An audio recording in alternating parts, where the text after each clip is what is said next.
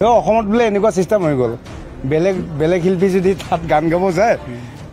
বাকী শিল্পীবিলাকে বোলে প্ৰতিবাদ কৰে কিয় আহিব বোলে আমাৰ ইয়াত এইটো কিন্তু বেয়া কথা দেই নকৰিবা প্লিজ এইটো পৃথিৱী লাইজ দিব আমাৰ অসমৰ শিল্পীসকলক লাইজ দিব বাহিৰত শুনিলে তাৰ কণ্ঠৰ দম নাই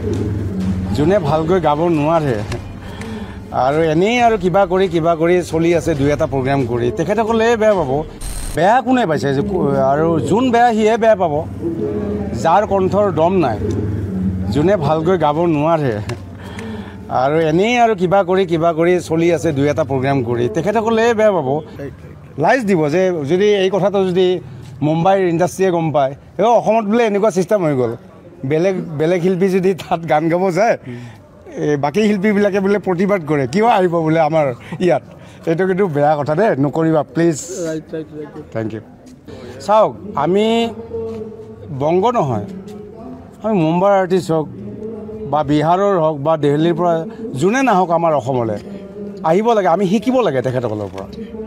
আমিয়ে নহয়তো ইয়াত কাৰণ মই কেলকাতাত গৈ প্ৰগ্ৰাম কৰি আছোঁ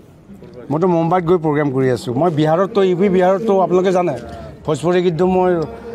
আপোনালোকে বিহাৰত গ'লে গম পাব আৰু মই মুখেৰে নকওঁ ইমান লেভেল দিয়া ল'ৰা মই নহয় কিন্তু কি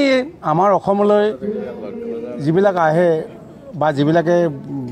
অনুষ্ঠান কৰিবলৈ আহে আজি কিয় এ.আৰ. ৰহমান যে আহিছিলে ষ্টেডিয়ামত কিয় প্ৰতিবাদ কৰা নাই কিয় এইকেইজন শিল্পীয়ে মুখেৰে শব্দ ওলোৱা নাছিলে লাখ লাখ কৰোৰ টকা দি যে এ.আৰ. ৰহমানক মাতিলে কিয় তেতিয়া অসমৰ কি শিল্পী নাছিলে গায়ক নাছিলে আজি কিয় মুখ মেলিছে তেনেকুৱা কথা গতিকে এইবিলাক মই শ্বৰ্টকৈ কৈছোঁ বেছি দীঘলীয়া নকওঁ যোনে কি নহওক মানুহক আদৰি ল'ব লাগে পাৰিলে নোৱাৰাটো শিকি ল'ব লাগে যে আজি মই নাম নকওঁ বাৰু আজি অসমত কেনেকৈ ইমান আজি পপুলাৰ হ'ল কি কাৰণত হ'ল তেখেতে চেষ্টা কৰিছে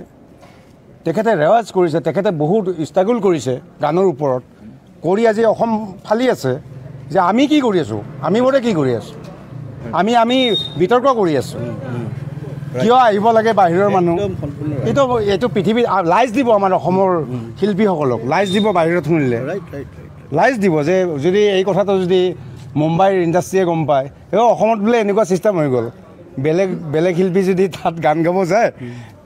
বাকী শিল্পীবিলাকে বোলে প্ৰতিবাদ কৰে কিয় আহিব বোলে আমাৰ ইয়াত এইটো কিন্তু বেয়া কথা দেই নকৰিবা প্লিজ